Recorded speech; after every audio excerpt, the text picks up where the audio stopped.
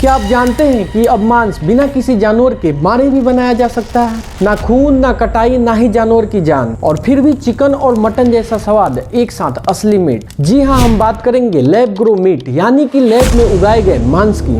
क्या यह लैब में उगाया गया मीट वेज है या नॉन वेज है? कैसे बनता है यह मांस और यह कौन बना रहा है? कौन कौन से देश में यह लैब में तैयार मांस लीगल है और इसका सेवन करना सही है या नुकसानदायक? तो आइए जानते हैं इस वीडियो की पूरी सच्चाई क्या है। इससे पहले इस वीडियो को लाइक तो कीजिए। सबसे पहले लैब ग्रो मीट होता क्या है? इसे कल्चर मीट, क्लीन मीट या सेल बेस्ड मीट भी कहते हैं। यह असली जानवरों के कोशिकाओं से बनाया जाता है, लेकिन पूरा प्रोसेस एक लैब में होता है। जानवरों को मारे बिना सिर्फ उनसे मसल सेल्स लिया जाता है और उसे एक खास सॉल्यूशन में ग्रो किया जाता है। जैसे एक छोटा बीज से पेड़ उगाया जाता है, वैसे ही जानवरों के एक सेल से मांस उगाया जाता है, लेकिन मिट्टी में नहीं, लैब में।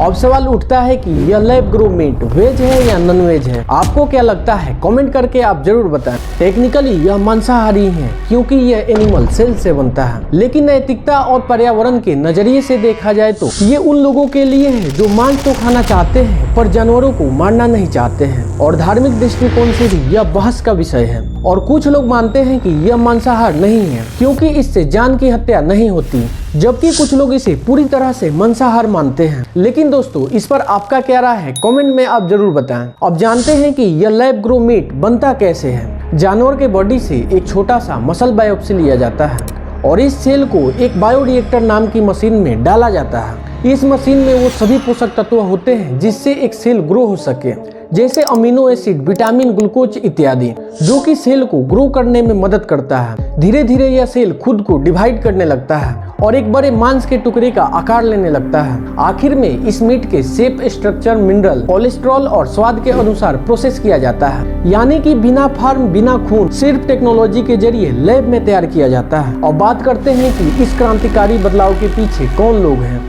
अमेरिका की अपसाइड फूड नाम की कंपनी, जो अमेरिका की पहली ऐसी कंपनी है जिसे अमेरिका में अप्रूवल मिला। ईट जस्ट नाम की कंपनी सिंगापुर में सबसे पहले बेचना शुरू किया।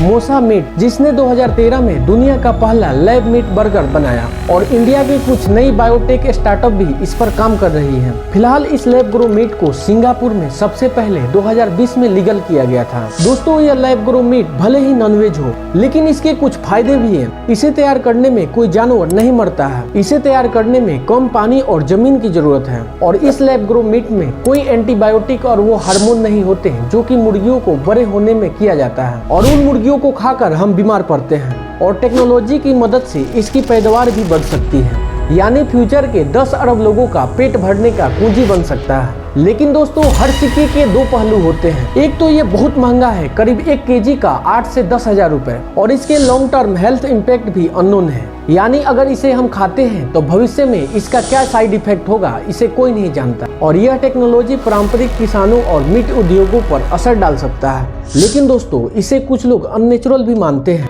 तो क्या लैब ग्रो मीट इंसान की भूख का फ्यूचरिस्टिक समाधान हो सकता है, या एक ऐसी टेक्नोलॉजी जो नैतिकता के नाम पर प्रकृति से खिलवाड़ कर रही है? ये तो आने वाला वक्त ही बताएगा। तो दोस्तों, क्या आपने कभी सोचा था कि बिना जानवर को मारे भी मांस थाली में आ सकता है? लैब ग्रो मीट एक क्रांति है, लेकिन क्या यह मानवता से भविष्य का समाधान है या फिर एक नैतिक भूल है? आपको क्या लगता है? कमेंट में जरूर बताएं। क्या आप इस लैब में बना मांस को खाना चाहेंगे, हाँ या नहीं, या क्यों? अगर आपको ऐसे ही माइंड ब्लोइंग फैक्ट पसंद है तो इस वीडियो को लाइक करना ना भूलें। शेयर करें उन दोस्तों को जो कुछ भी खाने से पहले बहुत सोचते हैं, और चैनल को सब्सक्राइब करें क्योंकि हम लाते हैं वो सच जो आपकी सोच हिला दे। तो मिलते हैं अगले वीडियो में। धन्यवाद।